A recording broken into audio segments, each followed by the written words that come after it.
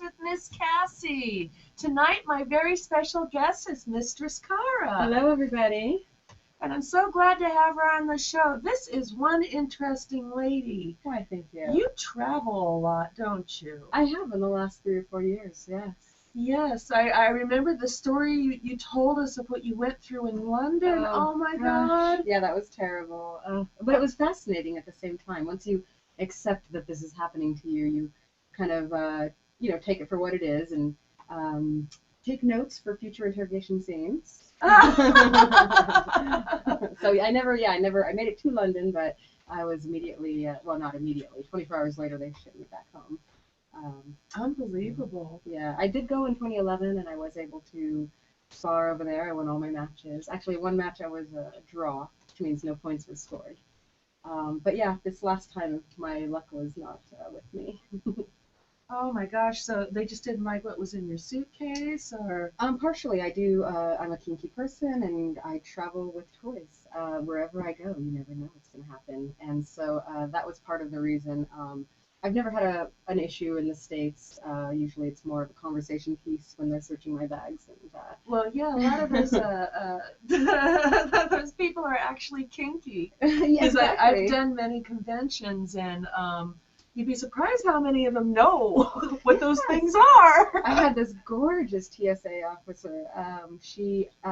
Her partner had to leave the room to x-ray my whip because there's this little piece of metal inside of it. They always have to x-ray it. Mm-hmm. And it's always fine. And as soon as he left, she was like, I want to know how to be a dominatrix. I've thought about it. I have partners that want me to do some funny stuff to them, and I'm into it. And so I ended up giving her my card, and I was like, you would just be gorgeous in a set of heels and a corset and a whip in your hand. She never contacted me, so if you're out there, beautiful TSA woman, I'm still waiting. Yes, Mistress Kara wants to hear from you. She wants to mentor you along and turn you on to this wonderful world of BDSM. Yes. Oh, there's nothing like sharing the kink. Oh, it's true. We're a conduit. We're bridges to people. We've all started somewhere where we didn't know anything. Oh, that's true. It's like we meet so many people at the dungeon where we work, and I'm always surprised when they say, they've never heard of Fet Life, or, never thought of looking on. Actually, when I first got into this, the hookups were on MySpace. Oh gosh, yeah. I met my first dom on MySpace. Wow. Yeah. Yeah, I think they're still around for music, but no, yeah, Fet Life has been, a pretty solid rock in the BDSM community for a while now, so it's always interesting when when you do have someone in the scene who's never heard of it, or other resources that are so valuable. Well, yeah, and they're like, well, there's nothing in my area. Well, they just don't know where to look it up. Mm-hmm. You have to be an investigator, especially if you're not living in an area where it is kind of right there in your face, or at least accessible. But there are people everywhere, in every corner of the world. Oh, isn't there, though? Absolutely. So, forming your own groups, your own munches, and hooking up online and finding like-minded people to foster that community. Oh, yeah. I mean, and you can actually find information now. I mean, I remember, the old days where, we used to have to go to these weird bookstores and stuff and enter through the back and, get the back page and call ads. And I guess there's a sort of a mystique about that, too, that we don't have. It is becoming more mainstream, and part of that is really amazing and awesome because it's, we're becoming normalized and accepted and not ostracized. But at the same time, that mysteriousness of having to go through that back door. It's not unsavory and seedy, and it's losing the excitement of being something bad and naughty. Mm-hmm. Now it's just kind of like, we're just spicing up the sex life. All right. Little fuzzy handcuffs.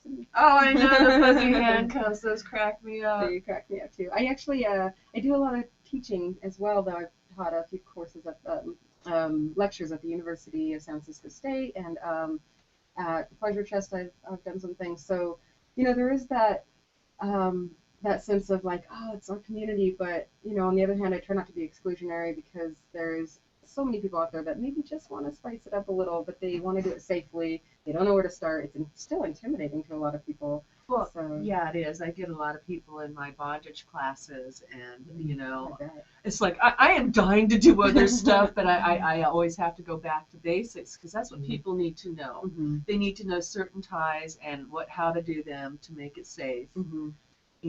And so I always show them a few basic things, stuff they can work with, and then I think as an educator, I mean, that's something you have to balance me too, is that you know so much and you've gone so far with your craft, but when you have new people and constantly the new crop will have to go back to basics, and to you it's like, oh, this is just common sense and everybody, but at the same time I have to do that too. I have to remember that what seems so natural to us is still, well, they don't see the logic in it yet. Mm-hmm.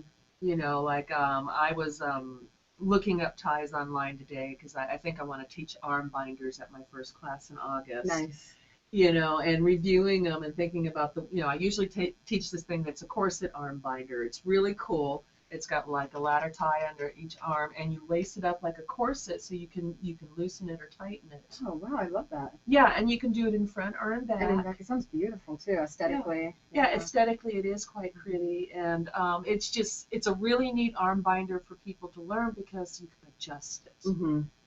So many people cannot put their hands like, hey! And they've got shoulder issues and that sort of thing. But with the corset arm binder, you can accommodate that. Accommodate people who can't quite go all the way back. Yeah, and if they can't bring their arms back, you can do it in front. A lot of people don't think about doing arm binders in front. Yeah. But you can. I mean, the only trouble I've ever had is when they tied me and my boobs wouldn't fit. I remember the first time they put arm binder on me at this class, and we're quite literal. We're like, we didn't know what to do with my boobs. And she has amazing boobs, let me tell you. Oh my God. Yeah, they are nice.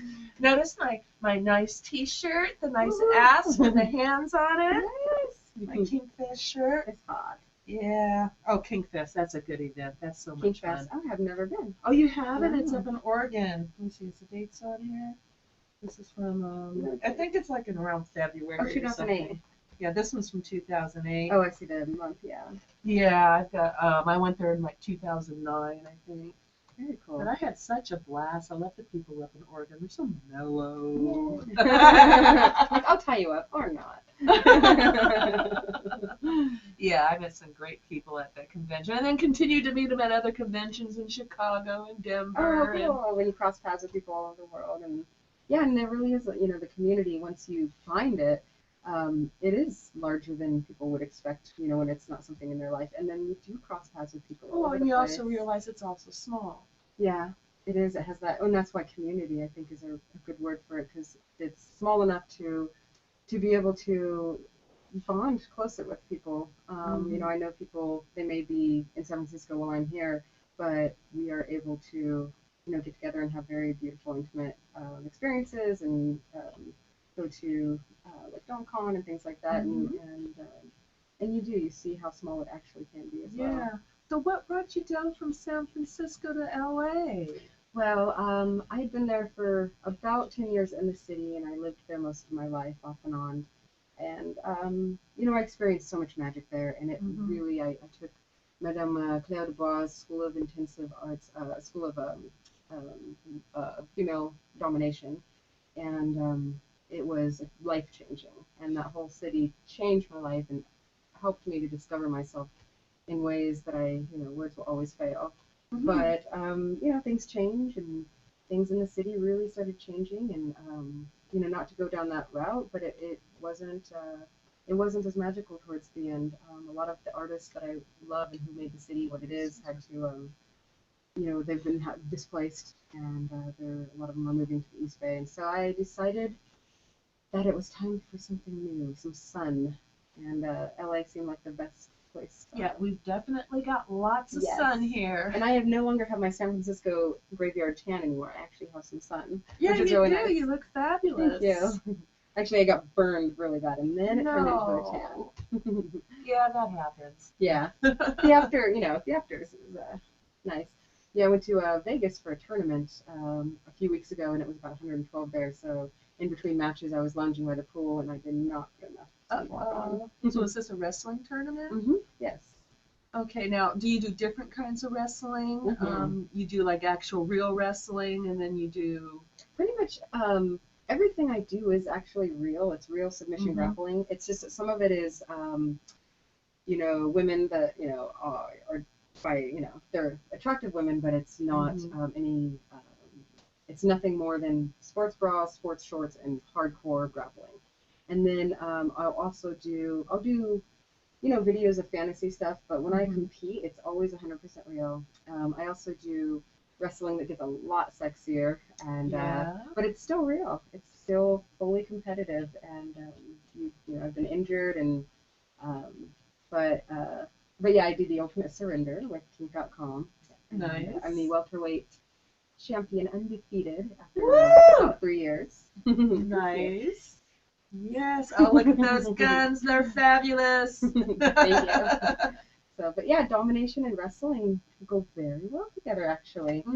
Being able to physically control someone, in a real situation, immobilize them, with your body, and to be able to be that dominant personality at the same time, it really work well.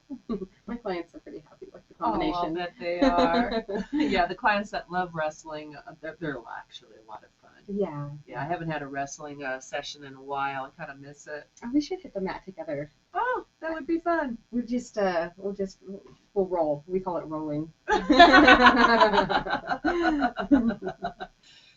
I think the last woman I wrestled was Minx.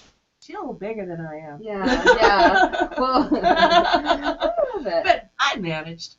Oh, I bet. I mean, two of the strongest women I've ever competed against were about 120 pounds, and size definitely makes a difference, but technique and studying your craft and really, being dedicated make way more of a difference. Oh yeah, there's a lot of power in a small package. You'd be surprised. Oh my God. Oh yeah, absolutely. Like I said, some of the most intense, strong, fiercest wrestlers I know is very small. Compact, but small. Yes. Yes. Power. Yes. Awesome. So we know you like to wrestle. What other things do you like to do as far as domination goes? For me, I started out in a place where, it was about, at the intensive, we learned a lot of different things. And, you kind of take a few of those things and you work into those realms, impact play and very topical things, and you learn your technique. And then through the years, I've learned that I have often found myself in a very nurturing position, even though the nurturing may come with cruelty, but it's always also with compassion. And so being mommy or daddy is something that I am often called upon for. And I'll have sessions where I have a fully grown Marine in my arms, and I am, basically carrying him around. It's called lift and carry. And I'll tuck him in, I'll sing him a song and read him a story, and some like mommy dommy. Yeah, mommy dommy, exactly. And then of course there's, it's nice to always be able to use the toys too. So someone that can handle and enjoys a lot of impact and enjoys being left with the marks from the scene. Oh, I know. That's so always frustrating when you're not allowed to leave marks. Especially if they say they want it really hard. And they want it hard, and you're just like, okay, how am I going to gauge this? I don't know how that physics-wise, I don't know how I can, because and people, they bruise differently too. So. Oh yeah, you never know if you've got a bruiser or not. Because with some people, I can just go like that and they'll bruise. Yes. But I have very strong fingers. Yeah. Oh, with all the rope work you do, I imagine they're very strong. Yeah, that, and I've been doing massage for 16 years. Right. So. On top of that. Yeah. Yeah, I've got guns too. She does. I do. You should see my back. Oh man, I think like a muscle posing photo set. Maybe you should think about doing something like that. You have some great guns, and I bet especially in this lighting, just flexing and getting some of those pictures. I bet a lot of people would be very happy with that. Yeah, I know at one point I was considering doing the fitness thing and doing and the form and everything, and This was before I got sick, and I was still working out in the gym, and I was buff, you know, and the fitness competition was all the big thing going on. I love the fitness bodies too. Those are my that's my ideal. I have I have a large spectrum of what I enjoy and what I find attractive, but I really love the fitness body on a woman. It's beautiful. Well, it is. And of course, this is one of my guilty pleasures: is the strong man and the strong woman competitions that they have on ESPN, and they're carrying like these giant boulders and tractor pulls, and it's like, oh my god, that just gets me so freaking hot. I can't tell you. It's just amazing to watch these people, and they just lift so much. Yeah, they do. It's interesting. The strongest man and woman are not necessarily the fittest looking, because you have in your mind, like, for instance, you take a bodybuilder and you think, well, they'd probably be, an animal on the mat, but they're sculpting their body. It is, it's a different art, and so just because they're big and strong, and I get a lot of guys that are, sculpted and strong and big, but they don't have technique, they don't understand the art of the wrestling, so they can easily be beaten. They also don't have flexibility. And they have no flexibility. You can have a banana split and they are done. Yep. Yeah, because I know in wrestling you need to be kind of everything. You do, yeah.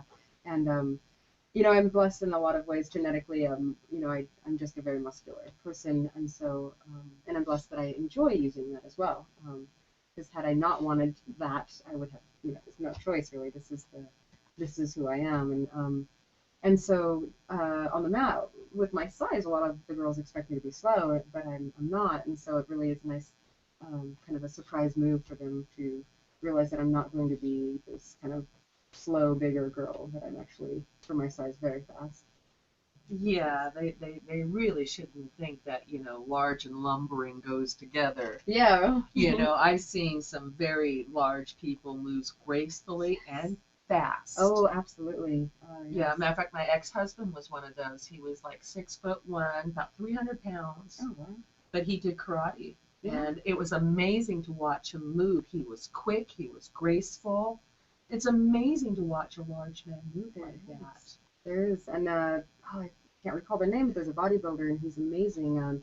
He's huge, but he does acrobatic stuff, and he dances, and he's graceful, and it just goes to show that, if you practice different arts at the same time, you can infuse that with what you're doing, and you can become how better. Many times have we heard about football players taking ballet? Yes, which I would love to be a fly on that wall. Yeah, but it really does something to the body. I mean, dance is an amazing discipline for the body. I mean, because I've worked on dancers' bodies, and they are all muscle. Yes, yeah. And flexible to boot. And they have to be. I mean, both of those things, absolutely. I would love to be able to dance like that. Oh, wouldn't that be awesome? It would be wonderful. I'm more of a free flow. Well, yeah, we do. Yeah. For dogs, we do what we want. We do. I follow a construct when I dance. No, and we swing on the strip and pull the way we feel like doing it. And she's good. Oh my god. I have my moments. Like, I'm a spectator of the sport. Yes, nothing like a little burlesque striptease. Oh, yes. Yeah, I haven't done one of those in a while. They actually, at the white party last year, had me do a burlesque striptease and a self-suspension. Oh, you suspended yourself? Oh, yeah, I do that all the time. I've never seen that. Oh, you haven't seen me do self-suspension? Oh, no, I haven't. Oh, yeah, I do it all the time. Put that on my checklist. It's like I no longer worry about having a rope bottom. If they don't show up, I'll do the show myself. I love it. Yeah, because that used to be my biggest stressor about performing was, wondering if the bottom was actually going to show up. Oh, yeah. Because I used to choreograph these complicated scenes, and I would train for weeks and then have them not show on time. Oh, God, that is just the worst. Oh, yes, the flake factor. Yeah, and the thing is, because my things I were doing were so intricate, I couldn't just pull anybody into it. Yeah, they'd have to be prepared and kind of at least have some form of rehearsal before. Well, also, and I like to know that they're not going to get stage fright on me either. That's why I won't just take anybody, because you say a lot of people, oh, I love to be suspended. You get them on stage and they... In front of people, yes. They They freeze. Deer in the headlights. Well, I would love to be suspended on stage by Miss Cassie one of these days. Oh, I'd love to suspend I've you. actually never been suspended. You have? I'm very selective in, who I give control over, and it's generally to women who I respect and who I know they are very well crafted. So, Oh, well, we'll put you in an awesome suspension. I don't tie the arms when I'm on stage okay. because I find that it makes you more relaxed, Mm-hmm. and I want to give you a chance to fly. Oh, I love it. I love it. Yes. Yes. How fast can we spin you? As long as we're just spinning and there's no G-forces, I think I'm okay. Okay, we'll have fun. We'll Yeah. have fun. Awesome. Yeah, I had sometimes I have certain clients that I get close to come out, and I said I was mommy. Sometimes I had one of my littles went to Disneyland one day and had her faces painted, and we did indoor skydiving. And then I had another client who I wrestle take me skydiving down to Santa Monica, and that was an interesting experience. It was fun until they knew I was a doll and they knew I was a wrestler. So on the way down, he's like, getting out of the plane. I was like, oh. that was hard. It said no swearing on the wall. I did not abide by that rule. But on the way down, he's like, can I scare you? Because, tough girl, I want to scare her. So I'm like, oh, I can't say no to that. It's a challenge. I have to accept it. So I did. And they do this thing where I think what he did was close the chute slightly, so you go back up really fast. Oh, wow. Basically put my stomach into my throat, and then I just felt instant nausea on the way down. And as soon as I got down, I was like, okay, I'm good. And it kind of took the fun away from it. So as long as there's no anti-gravity happening, I think you can spin me as fast as you want. Yeah, no, I don't adjust the height of you once that got on there. I let the other guys show off and they want to move. I don't do that. Cool. I get you at a good height, we get you graceful in the air, we have fun. Yay, it sounds fun. I've seen you do it to some of the girls, and it looks like so much fun. They look like they're having the time of their life. Oh, yeah, they always do. Yeah. I think I've seen you have two together, and oh, yeah. Yes, and they were working together and or against each other, depending on the moment. Oh, yeah. There's one harness I like to do, and if I've got two nice little bottoms about the same size and we get it up there, it can be absolutely gorgeous. Oh, yay. Yeah. Awesome. And how lucky we are to be able to work into a place where, if not much is happening at the moment, we can come together and work on our technique, or, I can ask one of the bottoms to come with me into a room and we can play together, and I can, not only have a bonding moment with them, because it's family there, and having a scene with someone, no matter how small, it's a bonding experience. But also, we get to work on our... But it's been a really long time since I've lit any of our submissives on fire. Oh, that's a shame. I know. I love doing fire painting. We need one of those signs that says, 400 days since submissive was last lit on fire. Yeah, but they're always so surprised by fire play how good it feels. Yeah, I think a lot of people are surprised by a lot of things. Yeah, they're all prepared to get burned, and then they find out it's actually really comforting and exciting, and it feels good. Mm-hmm.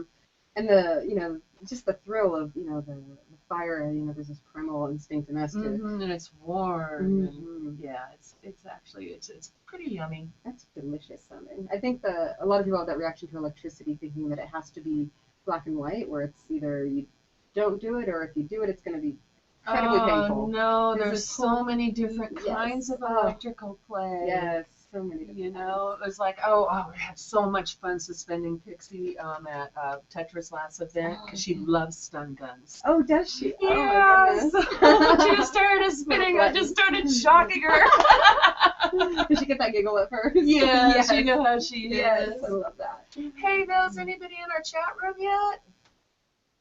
No? Yeah, there's people in the chat room, but also there are a lot of people that are watching that are not on. If you are watching the show and you're not in the chat room, come in and join us. Yes. We have some comments. We have Big Carrie. Welcome. Says, wow, maybe Mistress Kara should try out for the WWE. Well, and they talked about marks too. They said that it's a shame that people don't get able to get marks. Oh, the markings. Yes. Yeah. So this is on the past conversation. I didn't want to interrupt it because it's so interesting. Now with the WWE, what they're doing is amazing, and you have to be an acrobat and a gymnast, but it's more of a choreographed very difficult, very athletic. You can get very hurt. There's risk involved, Mm-hmm. but it is a choreographed thing. It's more of a performance, absolutely. Everything is rehearsed and everything in order to not, get seriously injured. For my thing, it's the no holds barred submission grappling. So there's not really jumping off of the ropes and landing on someone or smashing, the chair. It's more of a true form of wrestling. It's a true form of wrestling, absolutely. Yeah, but we do like it when they jump off the ropes and stuff, and they do the. I grew up watching that, loving it. Absolutely. Yeah, I remember. Yeah, and I know some girls in that too. They actually do that, and they're tough girls. But yeah, they train in that kind of an art, so they're working together to do these crazy things with their bodies together. Well, you have to. I mean, I was a gymnast for 7 years. And, yeah. I didn't know that. Yeah, I was. Quite the resume. I was also a professional water skier. Oh my goodness. Yeah, I used to climb the pyramids and do all that in the doubles axe and Singapore. Yeah, I've done a lot of things. Yeah. But I know that the training I worked out 7 days a week when I was competing in gymnastics. Wow. I was, taping my toes at night so that they be extra pointed. I was riding my bike. I was running track. I mean, I was constantly working on my flexibility. Was this something that you wanted to do, or was it? Oh, like crazy. Oh, awesome. So you were... Yeah, I drove my mom nuts. She's like, I can't really afford to take you there. I don't have time to drive you. So I would find a ride to get there. I'd find a way to pay for it.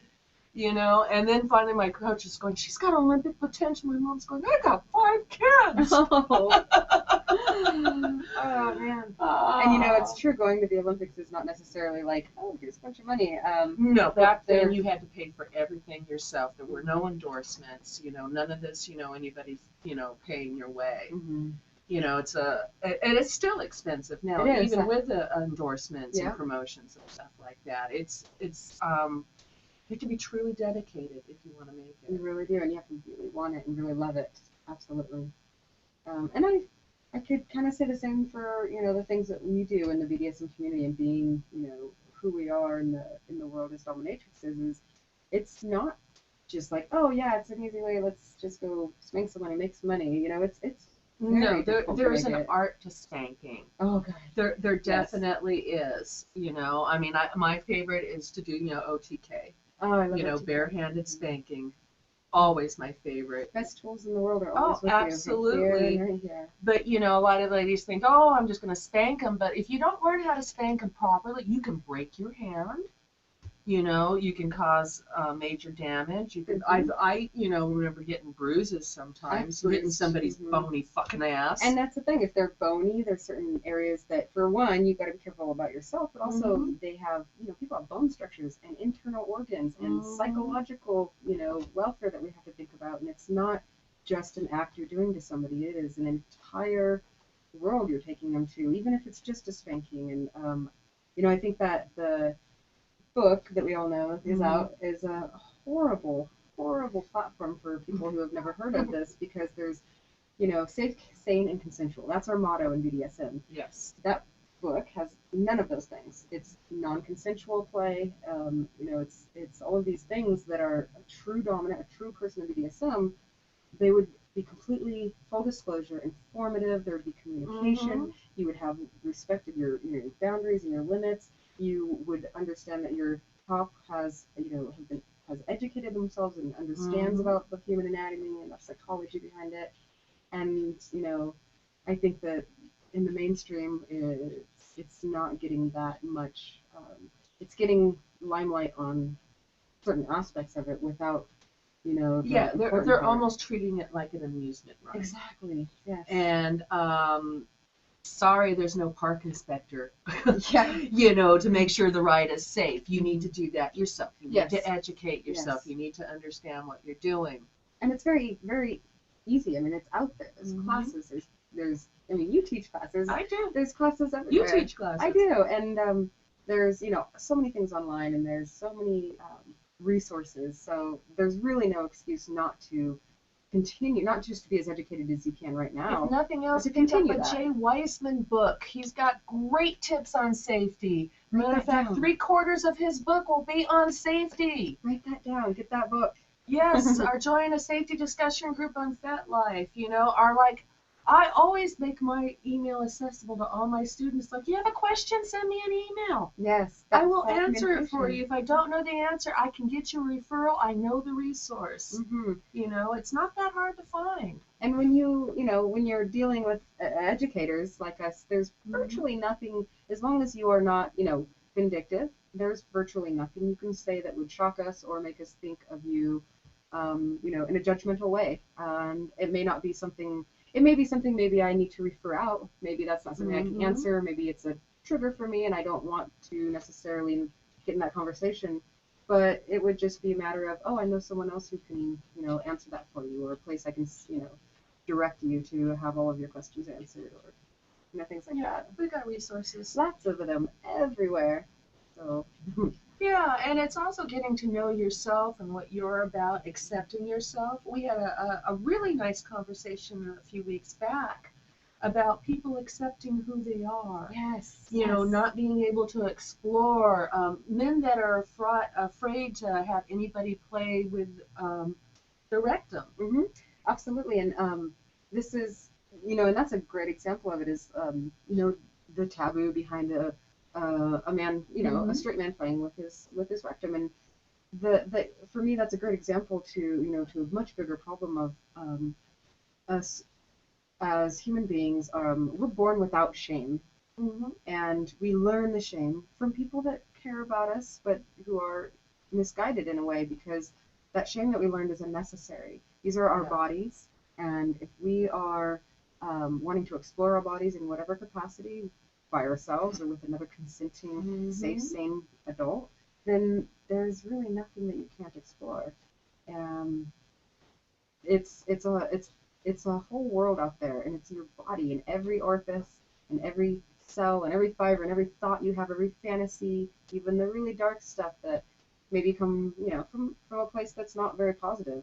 Well, that's even more of a reason to explore that, so that instead of pushing it out of your mind and letting it manifest in negative ways, you can acknowledge these things are a part of who you are, a part of who you've grown into be, and they can become something that as an adult you can explore and play with and have a cathartic experience with. Well, and also I've seen people take their power back. Yes. They had this horrible childhood and they were powerless as a child. And, so they had a lot of learning and basically had to nurture themselves into adulthood, and then they discovered this. And I've seen so many people go from a place of fear to really embracing it. And then, eventually they take their power back to a point where they truly enjoy it. It's like they're no longer terrified of that paddle. Or like I had the experience with knife play, because I had been badly cut up with a knife when I was, I was 19. Somebody tried to kill me. And so I was terrified of knives. And then people, started doing knife play with me. And it used to just make me shake. Now I'm at the point where I actually can get sensual feelings out of it. And it no longer... You've reappropriated I have. Feeling. Yeah, there's still certain pokey things that will make my heart go...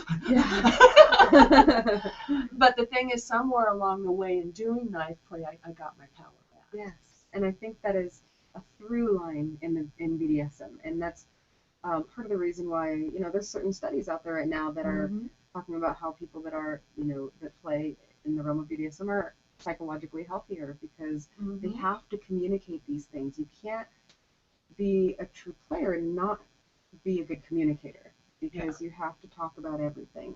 All of the embarrassing, awkward, weird, frightening, traumatizing, all of those things have to come to the surface, and they have to be talked about.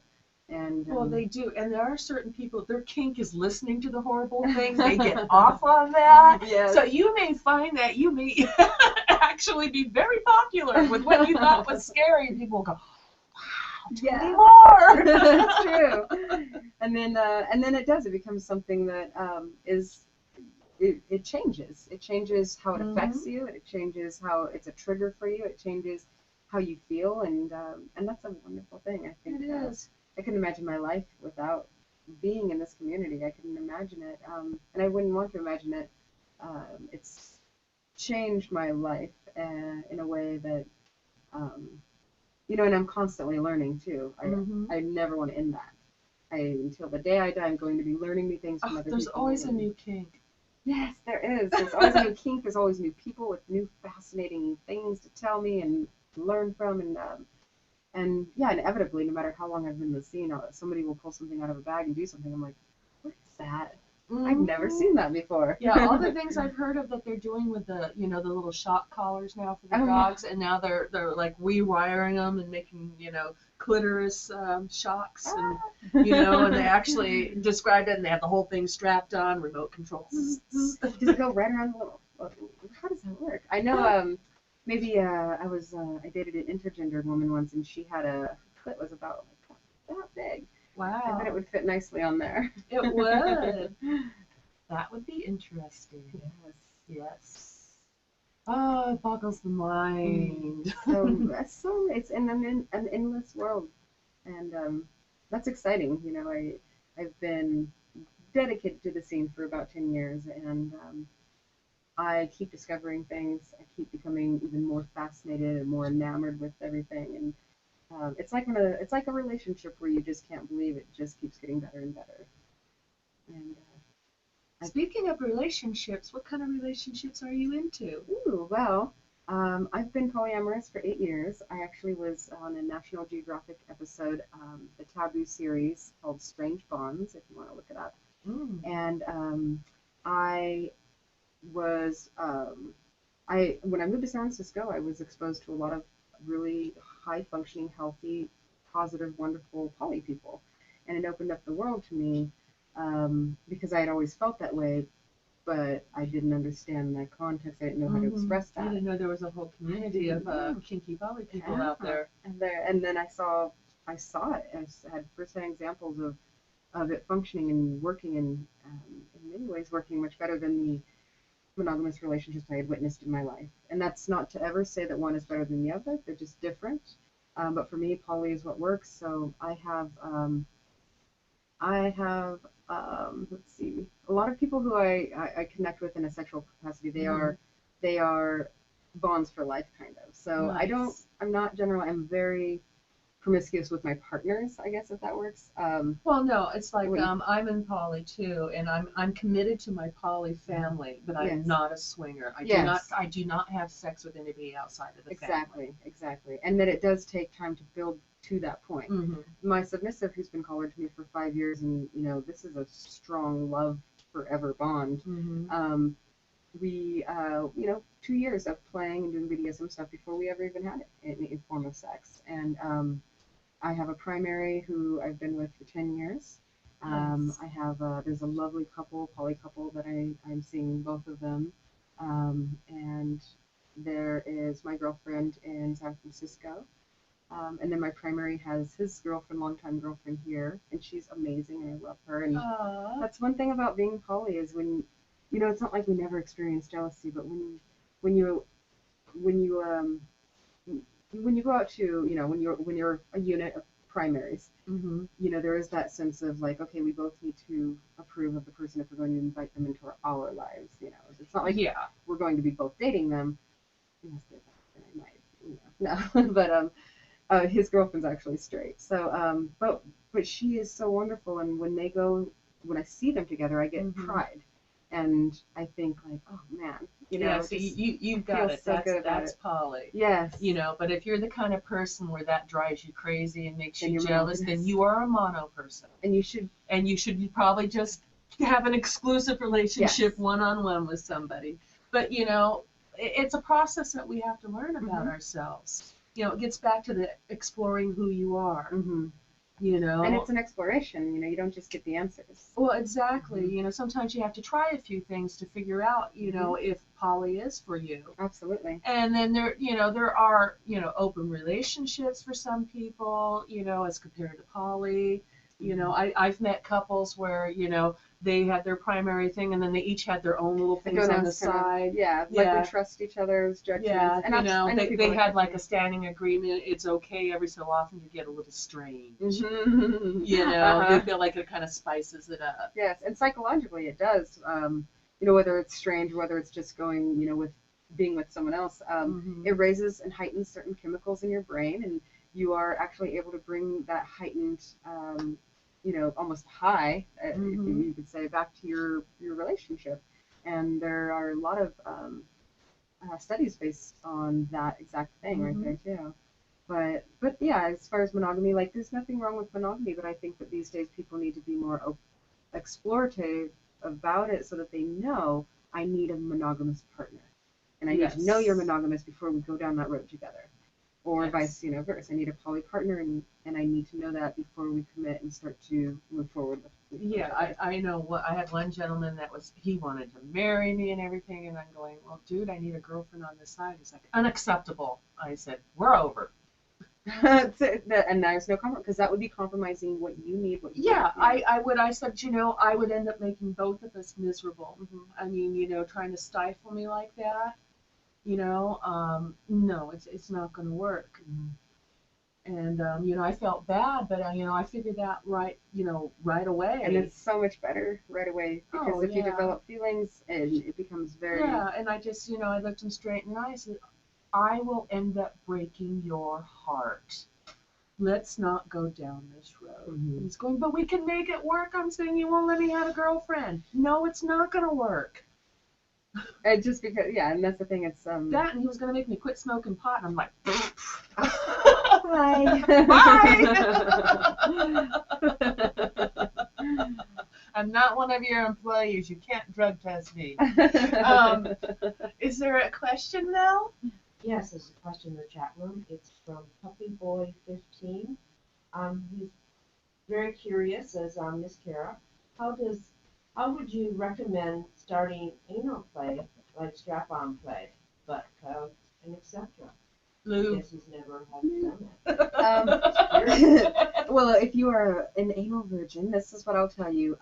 Play with yourself as much as you like, but play with yourself often before you play with a partner. Explore yourself with fingers and toys. Start with small toys, and don't have in your mind that I have to work up to the biggest, giantest, most amazing butt plug. Like, you don't have to go to that's not the end point for everybody. Maybe a little dildo is all that will ever feel good for you. That's okay. You don't have to seek the largest one. I would say, for me, when I'm with someone and they're fairly new or brand new to anal play, and I'm going to, if they're lucky enough to have experience with me, that's a very sacred thing for me. So it's not something I do in session. It's something I do with my romantic partners. Yeah, we don't do these kind of things in a professional session. No. We don't do anything that involves inserting anything in any orifice. Nope, no orifice. Well, except for maybe jelly beans up the nose, but and maybe sounding. Yeah. Jelly bean up the nose. Yeah. But one thing you do need to remember about anal, it does not have your anus does not have a natural lubricant. That's why it's important to use lube. Never too much lube, honestly. Yeah.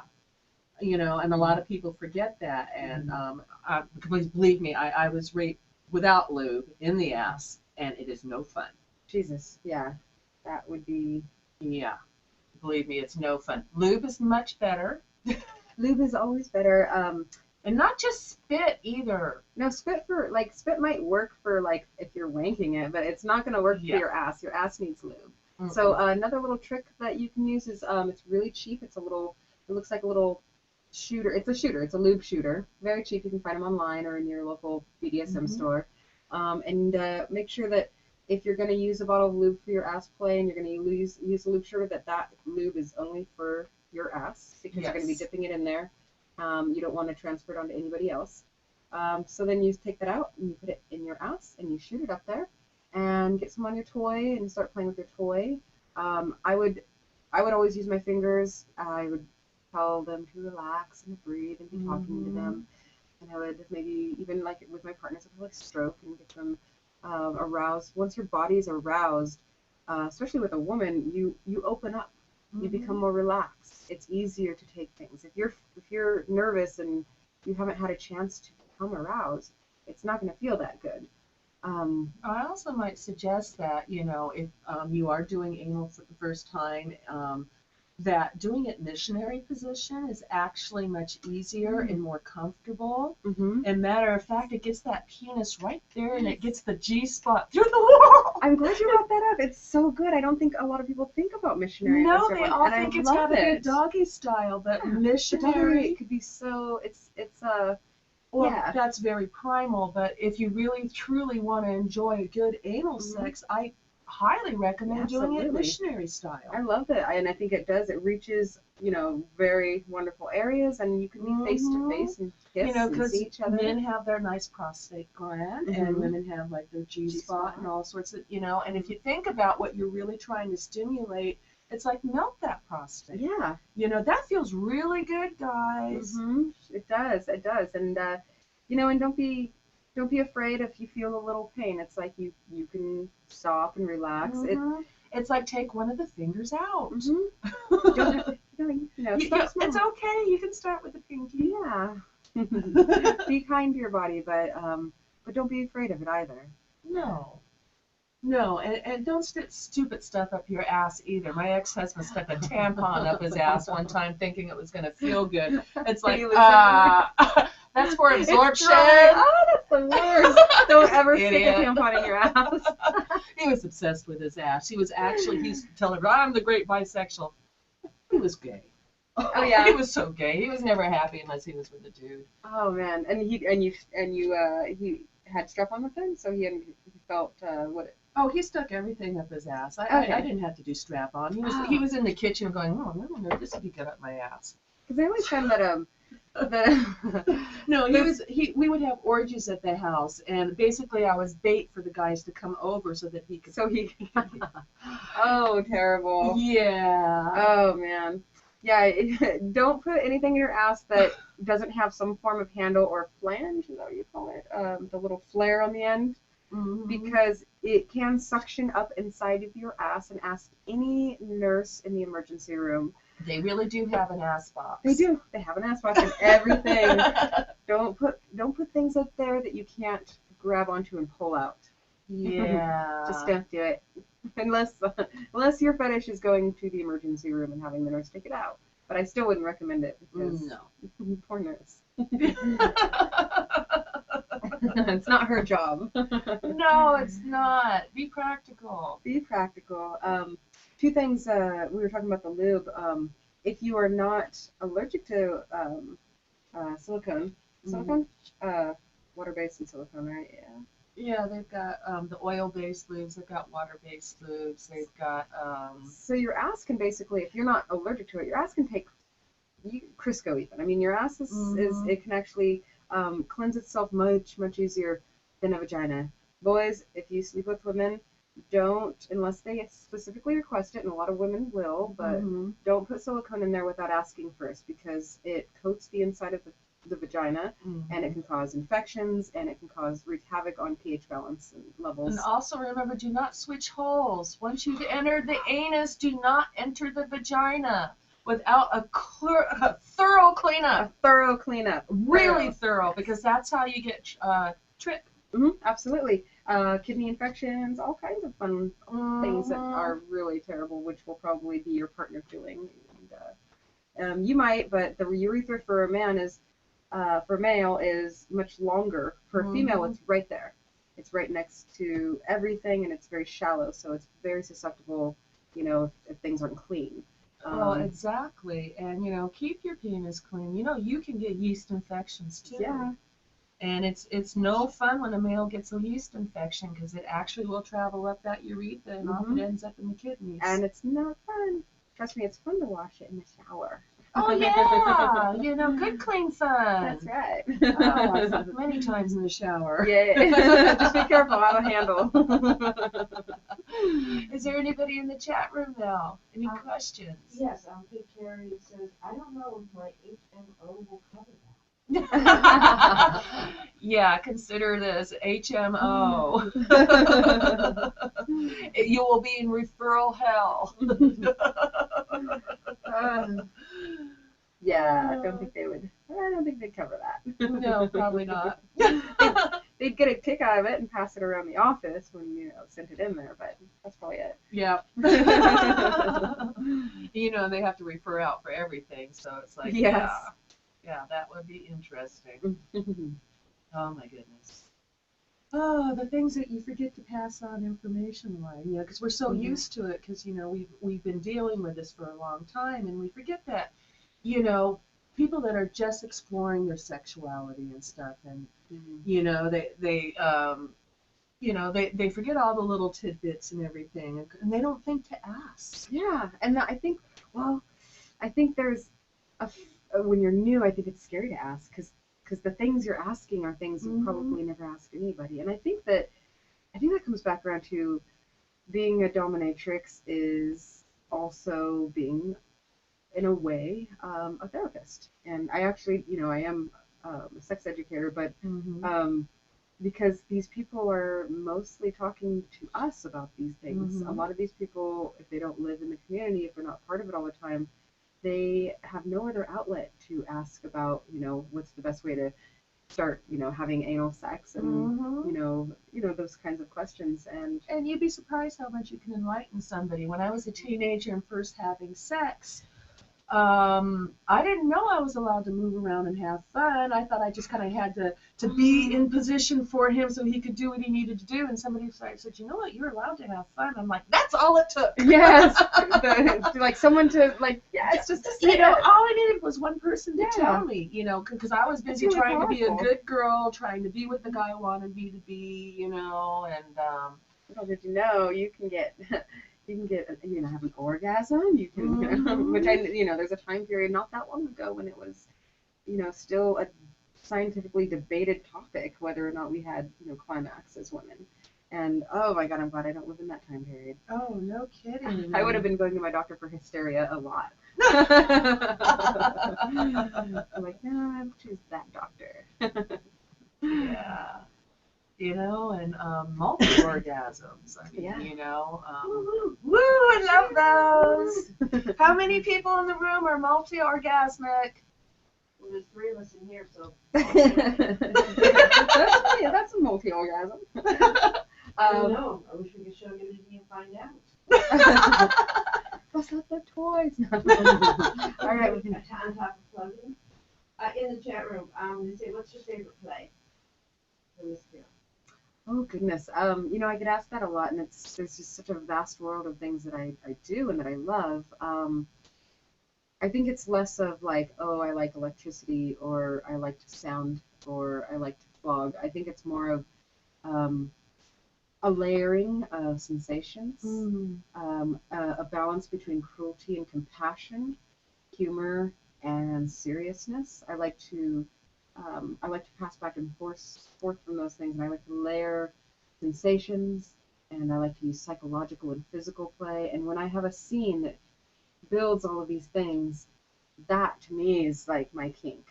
Creating it, being the architect of it, and building this world for someone else to experience. Oh yeah, I love doing like sensory depth when I blindfolded them, and I bring them on a journey.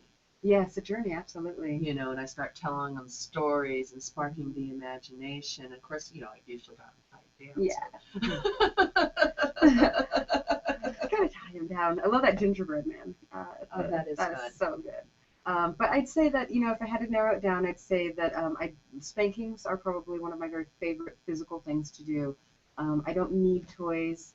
I can give a mean spanking with my foot. I have, my hands. There's so many different ways to spank. And I feel very connected with the person, especially if they're over the knee, and I have my hand under them. I'm holding them here, and I really just I would have to say that spanking would probably be my platform for a lot of play. Yeah, that's always a good thing to start out with. Yeah. And a lot of people can relate to that. Most of us got spanked as children. And I think that is one that most people, whether they're in a play or not, have, can relate to that, can understand. Yeah. I actually met some people that had never been spanked. Is that a thing? Well, their parents didn't believe in punishment like that, and it blew my mind. Yeah. I'm going, your parents didn't spank you? Wow. Wow.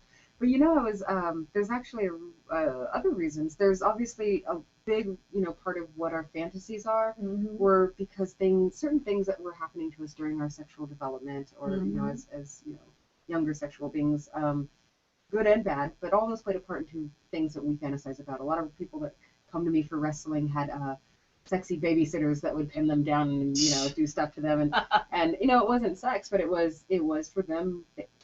Without knowing the word, it was erotic, and they carried that through as adults, and some of them had shame over that, and that's what we work through. Is like, there's no reason to have shame for that.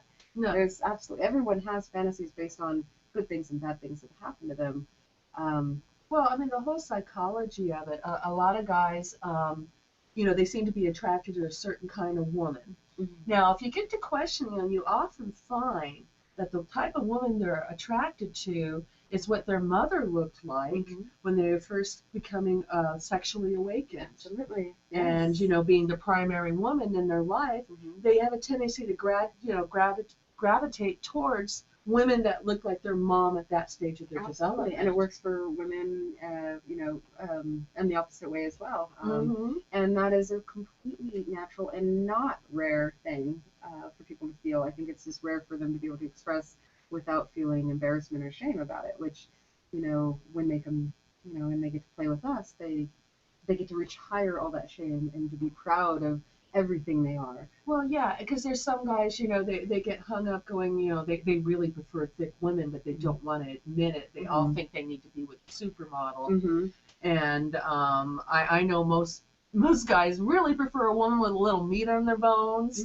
You know, that little supermodel might just snap in half. She's all skin and bones. I do actually have a lot of the wrestler guys who come to me are, you know, in their 50s, 60s, 70s, and they grew up in a time period when they would be, you know, as young men, they were so turned on by muscular, strong women. But in that time period, it's like, oh no, ew, gross. Oh, we can't admit that because, you know, the cheerleader and stuff. Yeah. And so as they get older, they finally found, you know, that there's a world out there of these women, and then these men, you know, they just love my body type and my strength, and you know, how uplifting is that? Something going on in that chat room now? Yeah, we have another question from Puppy Boy 15.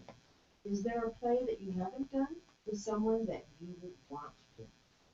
Good question. Oh, let's see. It's well, I have all kinds of fantasies about, you know, lovely ladies out there that I haven't quite had a chance to do certain things with, but I've had a chance to do a lot of things. So it's like, well, I like to, my submissive has a fear of heights, and sometimes we work that into, he also has a fear of snakes, and I have a snake. So sometimes we work in those primal fears into our play, little bits at a time. And I would love to, you know, take him to the top of something very, maybe, I don't know, maybe String him up and tease him with a snake? Yeah. Oh. Right there. Can we do that? Can we make that happen? Yes, we can. Yes. Okay, that's going to happen. I love snakes. Excellent. I have a ball python. She's beautiful and sweet. I bet. Yeah, they give the best massages. They do. Oh my God, you know, I love that. I try to explain that to people. Like, no, the massage that she gives you, and wonderful. Oh, I love constrictors. Yeah. They're the best snakes. Oh my goodness, can you believe how fast this hour Has it been is an gone? hour already? I can't believe that. So you guys all need to vote on whether she is naughty or nice. And what was our poll result from last week? Did they decide if Jack was naughty or if he was nice? They decided, 45% decided that he was naughty. Oh yeah, and he it was is. 162 votes. Oh wow. So, and 11% said that he was nice, and 24% said he was naughty and nice, and 5% said he was We had so much fun with him. We popped bubble wrap over his penis, and then I awesome. got to take my stun gun and hit him in the balls. Oh, that sounds fun. It was a blast. Okay, well, next week, my very special guest, we're bringing back Cherie Rose. You remember a nice, sweet little lady, founder of the Janus Society, Yay, a local Janus Society. kinky artist. She does performance art and does different things in different art Ooh, I'd galleries. love to meet her. Oh, I'll yeah. tune She in. comes to my rote classes. She's a blast. Oh, I would love to meet her. Yeah, she was a dom way before our time. Oh, I'd love to talk to her. Yeah, and she pick was her one of the brain. founding members of Janus here in LA back in the early 80s. Oh, she is so much fun. Oh, that's awesome. I love Yeah. that. Oh, I just Society love Janus this is amazing. rose. The people that put their time and energy into that, thank you. Yeah. So, any announcements for TSR, Mel? Yes, no? We would like to put our regrets and condolence to Anna's family and Threshold and for all of her friends who passed away this week. So I'd like to say we love you. Her memorial is on the 10th of August, and we don't have another announcement except that it was on Susan. And maybe your host will now have a crush on me.